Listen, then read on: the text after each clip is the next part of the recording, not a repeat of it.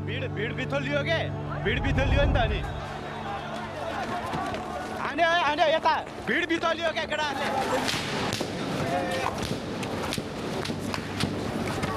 ओली सक्यो मान्छे त बच्चा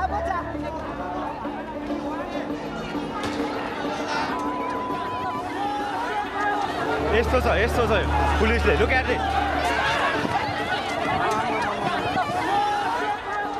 यतिसम्मको लापरवाही गर्नुहुन्छ त है सरकारले Nepal, September 8, 2025. On the streets of Kathmandu, GenZ protesters call for change and are met with tear gas and live fire. Over the next few hours, 19 young Nepalis, including a teenager wearing school uniform, are shot dead by their own security forces. Anger at these deaths ignites a second day of protest.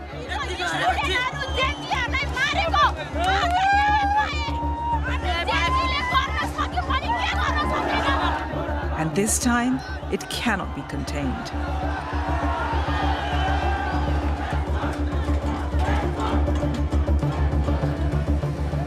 Drawing on more than 4,000 videos filmed on the streets, testimony from police and protesters, and an exclusive leaked record of police radio, BBCI pieces together a forensic account of the most dramatic 2 days in Nepal's recent history.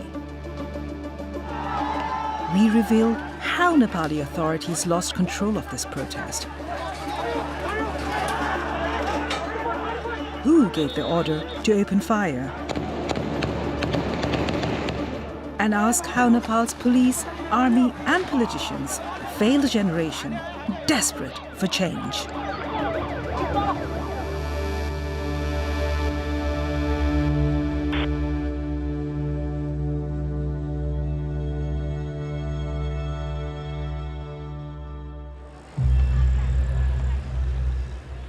Behind those 48 hours of rage and bloodshed lay years of quiet frustration. Nepal abolished its monarchy in 2008 after a decade-long civil war. In 2015, a new constitution promised a fresh start. But 10 years on, that promise has not yet been realized. Around 1 in 5 young Nepalis are unemployed. For millions, migration is the only option. The country remains mired in debt and economic dependence. On the face of things, government shifts between the 3 main political parties. But for many young Nepalis, the same group of elderly politicians cling to power year after year. 26-year-old Rakshaban is one of the many Gen Z students who feel democracy has fallen short. Nepali जनताको बलिदान, उनीहरूको सङ्घर्षको उपलब्धि र भविष्य आज एउटा व्यक्तिको अहंकार र कुशासनको बन्धनमा छ।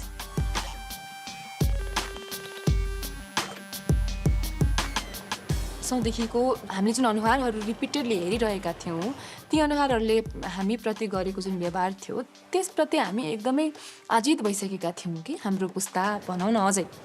किनभने उहाँहरूले सडकमा के भइरहेको छ, सडकको आवाज के हो भनेर बुझ्नै खोज्नु भएन कहिले पनि।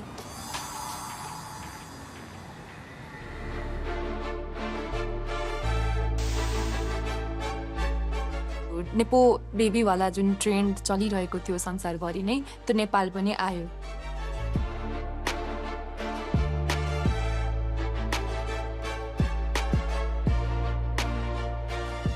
हाम्रो नेताहरूको जीवनशैली, उहाँहरूको छोराछोरीको जीवनशैली र हामी आम जनताको जीवनशैलीमा चाहिँ यत्रो ठुलो असमानता रहेछ। We wake up, work hard, pay taxes, but those in power, they keep on stealing. त्यो भइसकेपछि सोशल मिडिया ट्रेन्ड चाहिँ त्यही अनुसार चल्छ नि त। विभिन्न नेताहरूको छोराछोरी अथवा नेताहरू एक्सपोज हुँदै थिए। It is time we call out these people and make these people feel accountable for their choices. That message struck a chord with millions of young people, like 17-year-old Shriyam Chaulagai, known as Bunku to the family, who joined the debate on social media. He often took his parents, Ganesh Chaulagai and Ganga Karki, by surprise. म यसो कुरा घरमा गर्थेँ नि आज यस्तो भयो उस्तो भयो के बाबा कुरा गर्नुहुन्छ यस्तो कुराहरू हैन यस्तो कुरो नगर्नु यिनीहरू सबै फडा हुन् फडा खाइसके देश सकिसक्यो भन्ने खालको कुरो चाहिँ गर्थे उले हरेक न्यूज हेर्दो रहेछ के उले त्यो कुरो मलाई थाहा थिएन म भन्दा धेरै अपडेट हुँदो रहेछ न्यूज हेर्न On the 4th of September, alarmed by the scale of dissent voiced online, the government took a drastic decision. Now, news from Nepal, the country has cracked down on a number of social media platforms, including Facebook, YouTube, Instagram, X, LinkedIn. Last night, poof, the platform, it's all gone. Online, this conversation was blazing. We have so many problems in Nepal, but they think, yeah, let's ban social media. Yeah, that's going to fix the country. Yeah, why are these idiots running the country? Doesn't that seem like a coincidence? It feels kind of shady. Like the platform that people used to criticize the rich, spoiled kids just got banned right when it was starting to trend. But in the halls of power, Nepal's political establishment was in a state of denial. जनताको समर्थन हामीबाट अलग भएको हो सही निस्क्यो कि हामी जनताका बीचमा आशाका केन्द्र Even as the speeches went on, the ground was shifting. Despite the government ban, Gen Z found other platforms like Discord and TikTok to share hashtags and memes, channeling their anger over corruption and poor governance. Sri Lanka did it, Indonesia did it. Of course, we are Nepali, we are Gorkhalis, we also can do it, guys. Let's raise our voice together. Within days, plans for a nationwide protest were circulating.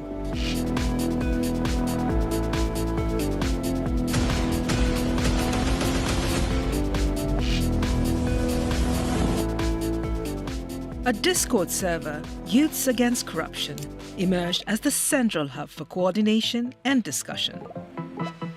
Organizers agree on a meeting point, 9 a.m., Maitigar Mandala in central Kathmandu.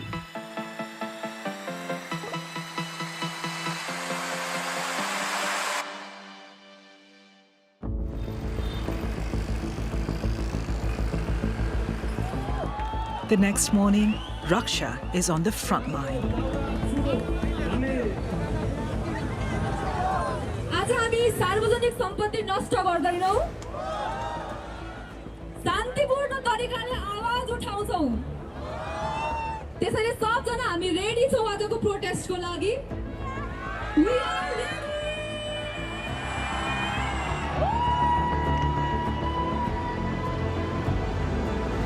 At around 10:30, the crowd moves forward along Madan Bhandari Road. Government intelligence had predicted 3,000 protesters, but tens of thousands turn out. Many are wearing school uniform, believing it might offer a kind of protection.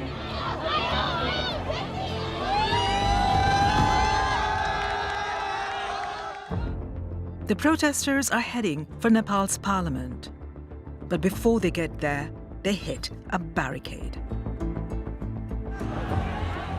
Some 200 police are now face to face with thousands of protesters. And the mood starts to turn.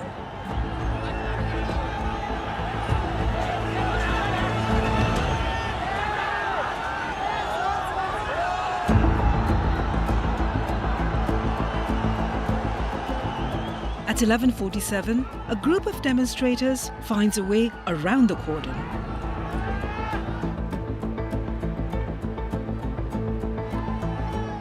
The police, taken by surprise, abandon the barricade.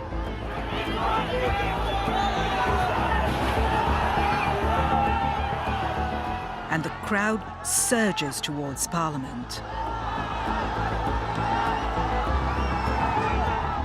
The organizers had called for a peaceful protest. But already, this was getting out of hand.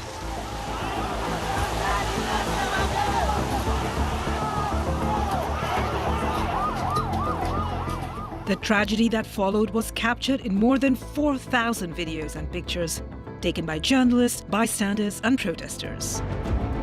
We spent months collecting and analyzing this evidence, as well as sourcing exclusive accounts from police. We can now bring you the most detailed account yet of exactly what happened on September 8th at the gates of Nepal's parliament.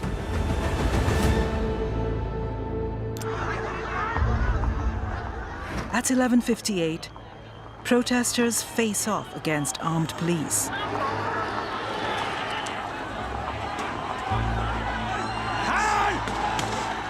Most of the crowd is peaceful, but at the front line, tensions spill into violence.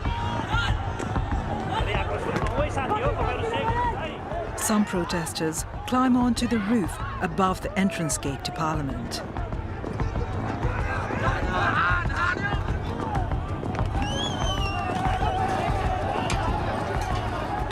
At 12:15, one group breaches the wall.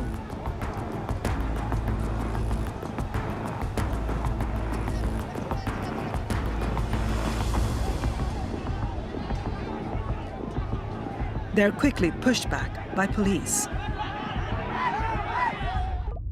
On Discord, some protesters start to worry.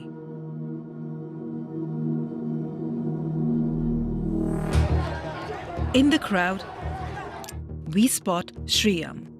He is here against his mother's wishes. जान्छु भनेर अघिल्लै दिन उले भनेको थियो भन्न चाहिँ नभनेको होइन किन जानु पर्यो यस्तोमा के हुन्छ पर्दैन जान भनेर भने अनि अब हामी जेनजी केटाकेटीको ड्रेसमा जान्छौँ हामी माइनरलाई कसैले हात पनि लाउँदैन. He's holding a banner that reads, "Youths Against Corruption."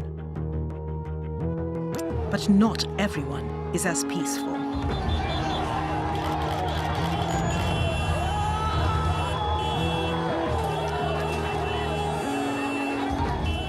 At 12:30, a curfew is declared.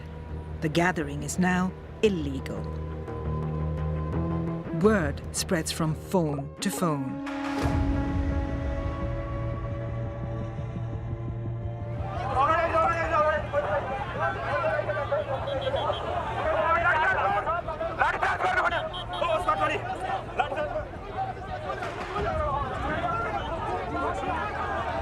But the curfew seems to make things worse. Police fire tear gas and rubber bullets.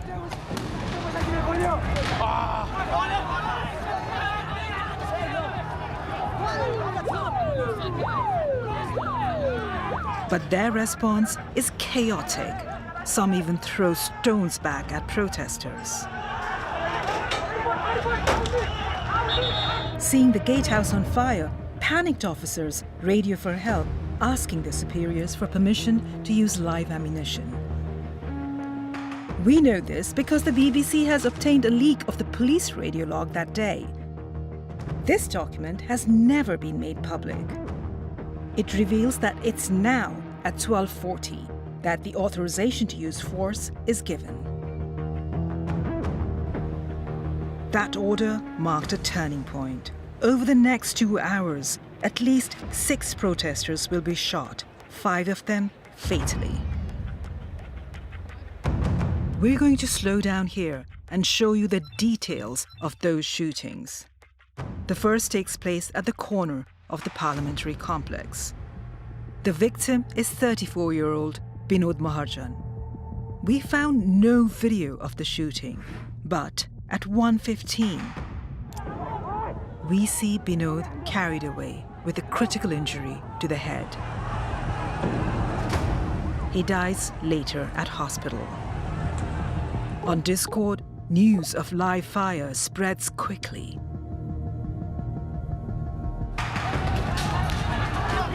And on the streets, anger escalates to fury. The police are overwhelmed. One group is cornered outside the gates.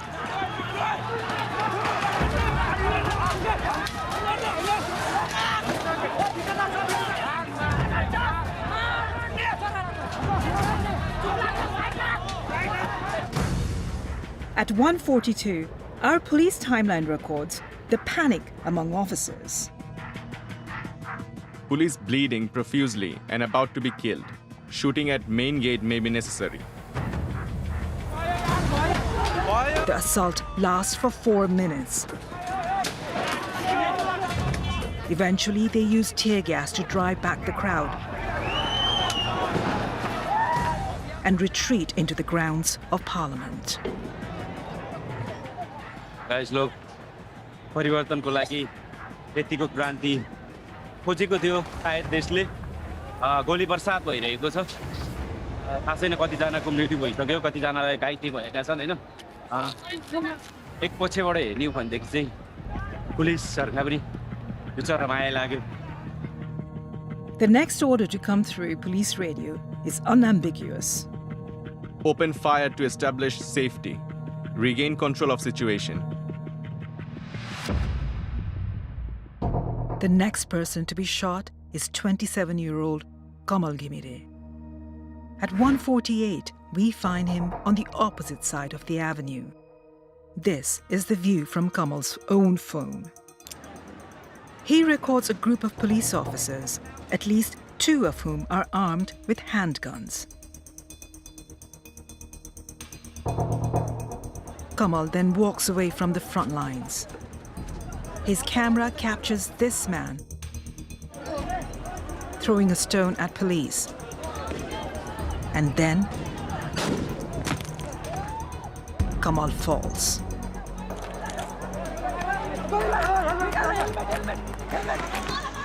We have found another view of this incident. Here is Kamal, the man throwing the stone, and the moment Kamal is shot.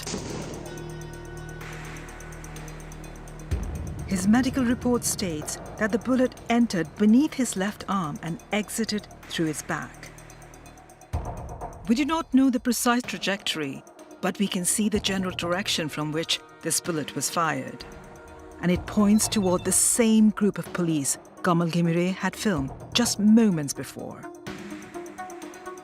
The bullet missed Kamal's spine by millimeters. He survived. At almost the same moment, 200 meters to the west, another young man is shot. This is 22-year-old Rashik Khatiola earlier in the day. His t-shirt says, "We want leaders, not looters." We do not know exactly when Rashik is shot or from where, but at 1:53, a protester's phone captured these images of Rashik being carried away with a bullet wound to his chest. He died of this injury. He was 22. By this time, accounts on Discord are urging demonstrators to leave. But 24-year-old Sulav Rajshrestha stays at the parliament gates. He's carrying a sign that says, "No more corruption." We see him here, wearing the blue backpack, observing the confrontation at the gate. Seconds later, just a few steps away,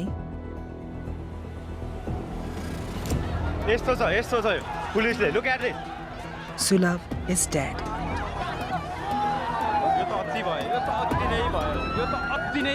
Realizing that he could not be saved, protesters carry Sulav to the gates. They lay his body on the road, directly in front of police, and cover it in Nepal's flag.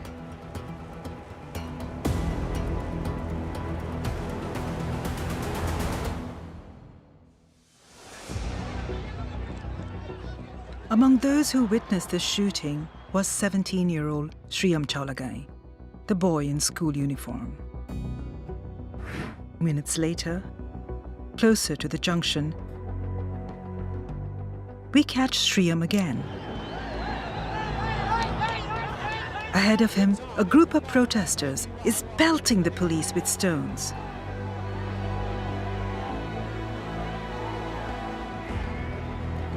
Shriyam turns away from the violence and moves back towards the junction. These are the last steps he takes. Moments later, another phone captures images which go viral across Nepal.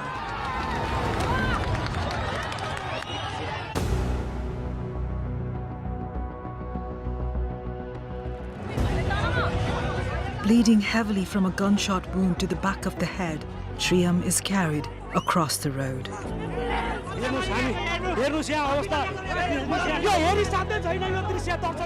Bystanders lift him into an ambulance, but it's too late.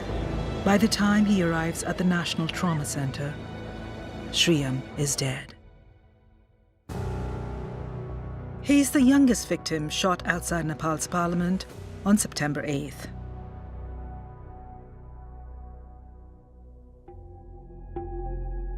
Nepal's GenZ protesters have always maintained that Binod, Rashik and Shriyam were killed by police, but none of those shootings was captured on camera. The next person to be killed, Yogendra Nupani, is shot just a few steps away. And this time, we have the clearest evidence yet that, as Yogendra fell, shots were being fired from inside the grounds of Parliament. Just 90 seconds before this shooting, vlogger Nishad Dahal turned his camera towards the grounds of Parliament. Pay attention to this group of police officers. At exactly 2:21, they move towards the wall, separating Parliament from the street.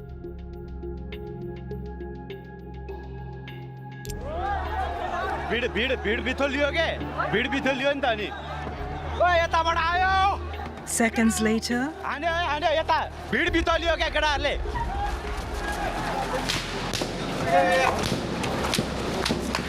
we hear 7 gunshots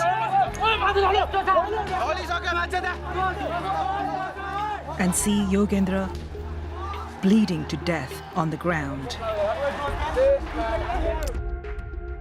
This camera angle does not reveal who shot him. But we found another clip of the same moment, filmed from a few steps further along the pavement. At first glance, there is no more evidence here.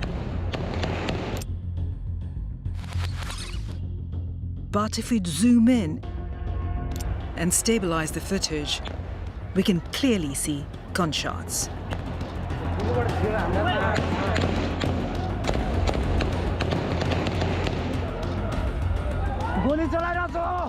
15 seconds later, a third camera captures what appears to be the same group of officers moving towards the corner of the grounds.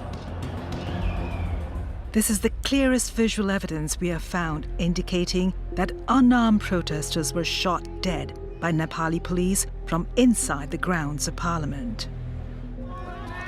Protesters took what cover they could find. Yogendra died of his injuries. He was 24. In the footage investigated by the BBC, neither Yogendra nor any of the other victims we have examined was engaged in any violence. According to official figures, 19 young Nepalis were killed in the protests on September 8th. A further 300 were injured.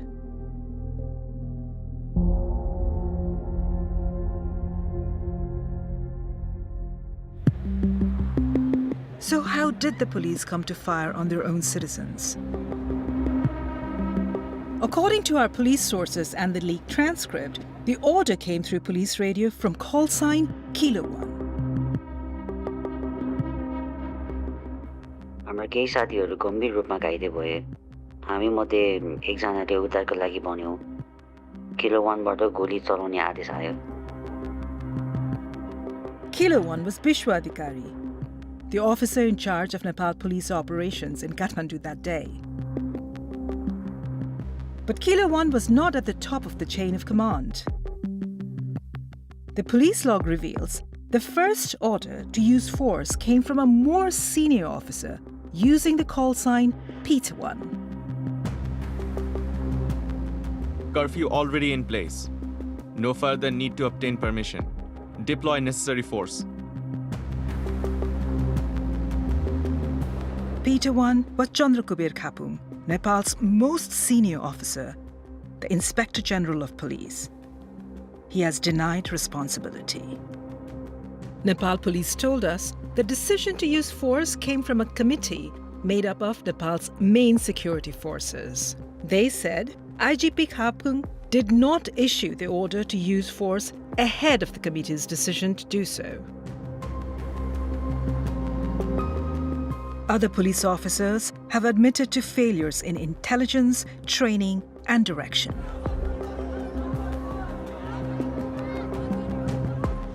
They also blame the army for failing to support them. But most are haunted by what happened. त्यो दिन भिड नियन्त्रण गर्नुको सट्टा हाम्रो टिमले उनीहरूलाई शत्रु जस्तै ताकेर गोली चलायो.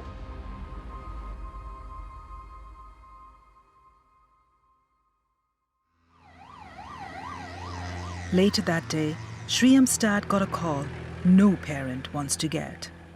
त्यसो त बङ्कुलाई ट्रमामा ल्याएको रहेछ, ट्रमामा आउनु पर्यो तपाईँ भन्नु. एक ठाउँमा अलिकति भिडभाड थियो के, गेटदेखि अलिकति ओरा. के को भिडभाड रहेछ भने यसो उठेर हेरेको त नेम लिस्ट टाँसेको रहेछ. एक नम्बरमा श्रेम चौलागाई भनेर.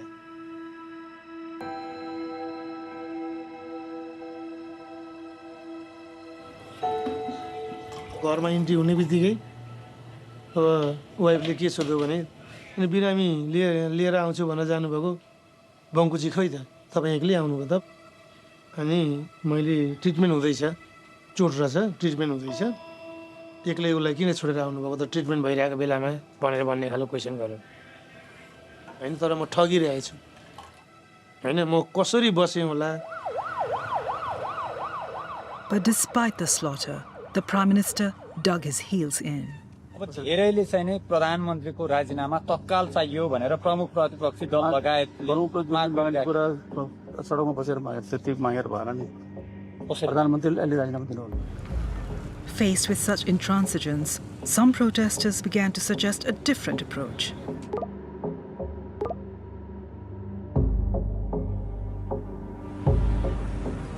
त्यो रात चाहिँ कहिले बिहान होला र कहिले फेरि यो सरकार विरुद्ध यसले उचालेको कदम विरुद्ध फेरि सडकमा जान पाइएला भन्ने बिहानको प्रतीक्षामा थिएँ म.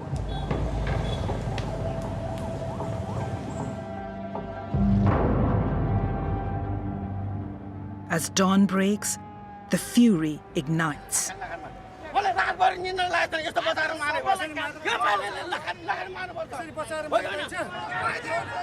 At first, Nepal's authorities had a plan. Regular police units would contain the crowds, backed by the armed police force, with the army held in reserve.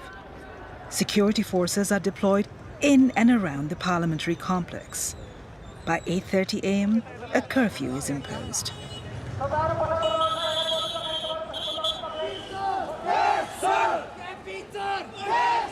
But the crowds do not back down. Again, Raksha is among them.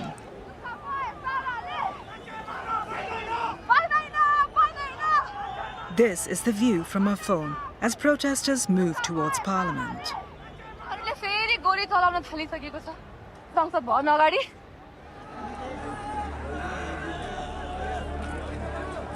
By 9, things are getting ugly. Crowds morph into mobs.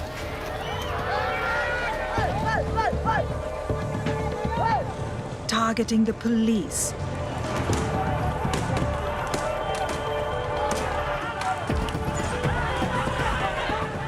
The homes of political leaders. Government buildings.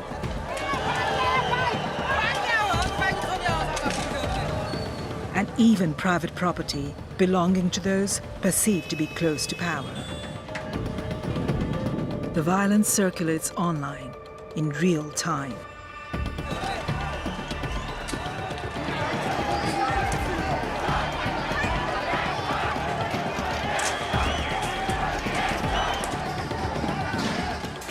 The police are outmanned and overstretched. Officers say the support promised by the armed police force and the Nepal army never arrived. At around 1, the police appear to give up the attempt to control the mob.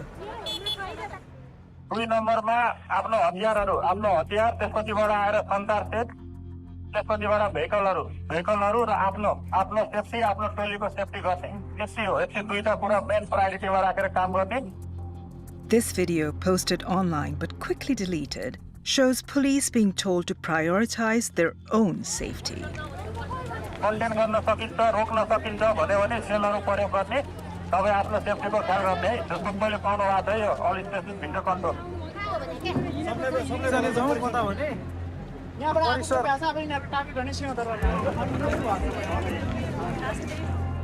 With the police in retreat, chaos reigns.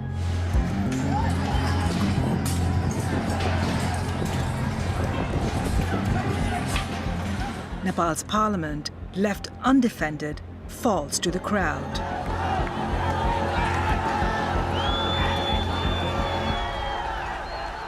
By 2, it's under their control.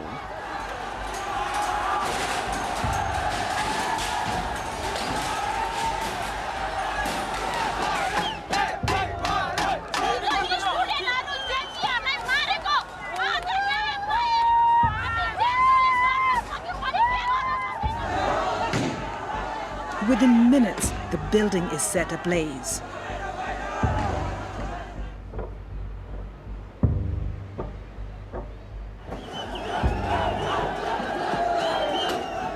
Crowds breach the Supreme Court and Singadarbar, the historic compound housing most government ministries.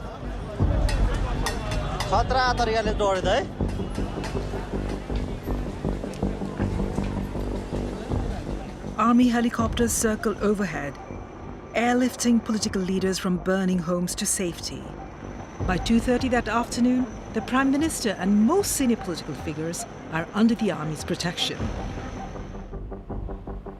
Senior police officers also take refuge in the military compound. Rank and file officers left on the streets are now targets.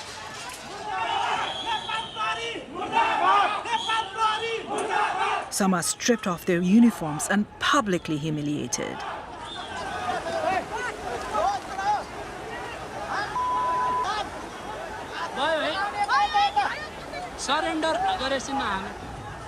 One junior officer told us he felt abandoned by his commanders. कनिष्ठका रूपमा आक्रमणमा परेको बेला हाम्रा वरिष्ठ र नेतृत्वले साथ दिन्छन् भन्ने अपेक्षा थियो, तर हामीलाई एक्लै छोडियो। आवश्यक कदम चालिएन। हामीले आफूलाई अभिभावकविहीन महसुस गर्यौं। उनीहरूले आफूलाई त जोगाए, तर के गर्ने, के भइरहेको छ भन्ने बारे हामीलाई जानकारी समेत दिएनन्। There are widespread allegations that thugs and infiltrators in the pay of political groups were behind the violence. We can't rule that out, but we found no concrete evidence. Violence spreads beyond Kathmandu, across the country.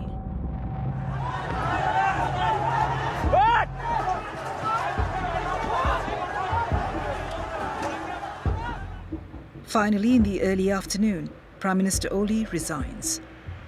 एक हिसाबले लाग्यो कि हामीले देश अब हाम्रो भयो हैन, हामीले यस्तो अहंकारी, यस्तो सरकारलाई घुँडा टेकायौं भन्ने खुसी पनि थियो त्यो बेलामा र एक प्रकारको हामी वेदनामा पनि थियौं। हामीले आर्मीलाई रिक्वेस्ट गर्यौं, प्लिज है अब यस्तो तपाईहरुले रोकिदिनुस्, तपाईले कन्ट्रोल गरिदिनुस् भन्ने खालको, यो पीस मेन्टेन गरिदिनुस् भन्ने खालको आग्रह गर्यौं।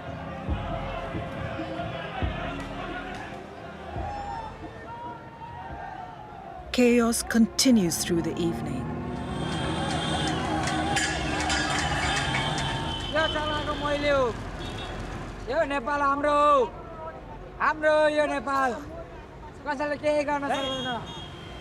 By nightfall, Hundreds of buildings are burning.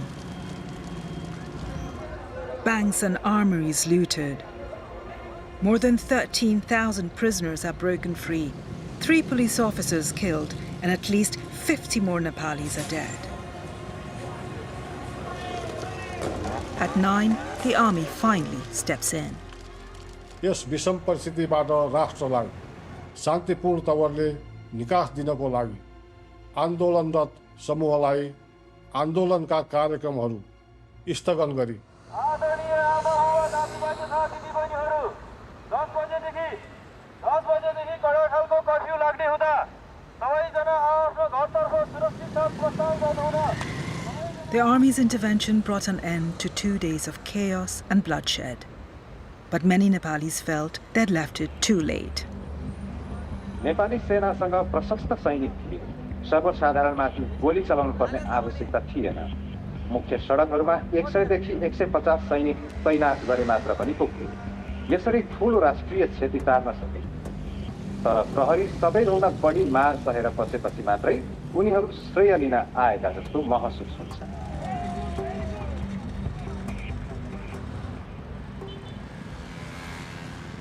On the Discord channel, there were now more than 100,000 people. Just 48 hours earlier, they'd been planning a protest. Now, with the government deposed and the country in flames, they were debating Nepal's future.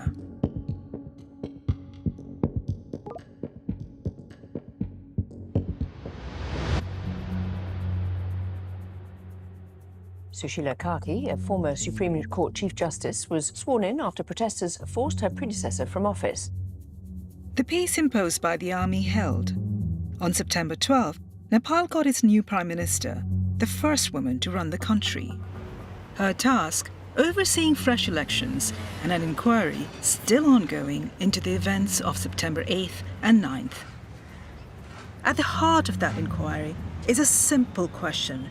Who was responsible for the killings that set the country alight?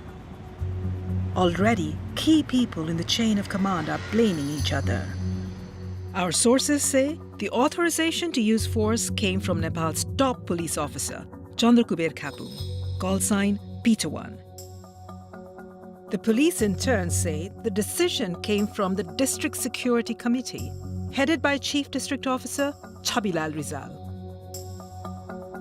Rizal has denied responsibility. So has the then Home Affairs Minister Ramesh Lekhak. Even the former Prime Minister, KP Oli, refuses to admit any fault. अनि जिम्मेवार हुनुपर्छ भने कुन देशमा जिम्मेवार को होस् रङ्गभेदका कारणले घाँटी थिचिएर मर्दा राष्ट्रपति जिम्मेवार हुन्छ कि While police and politicians pass the buck, the families of those killed are mourning their loved ones.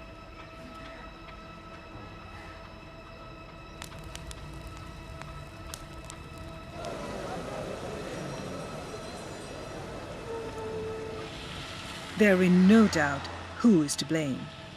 सबभन्दा हाम्रो चाहिँ दोषीलाई कारबाही हुनुपर्छ हैन मेरो भनाइ चाहिँ त्यही हो तपाईले को दोषी देख्नु भएको छ तपाईको नजरमा 3 करोड नेपालीलाई फर्लङ्ग थाहा छ कि दोषी को हो भनेर अहिले नाम हामीले किटान गर्नुपर्ने आवश्यकता पनि छैन अघिल्लो सरकारले मचाएको यो सबै दुर्घटना हो हैन त्यो सरकारमा लिड गर्नेहरू को थिए ती सबै दोषी हो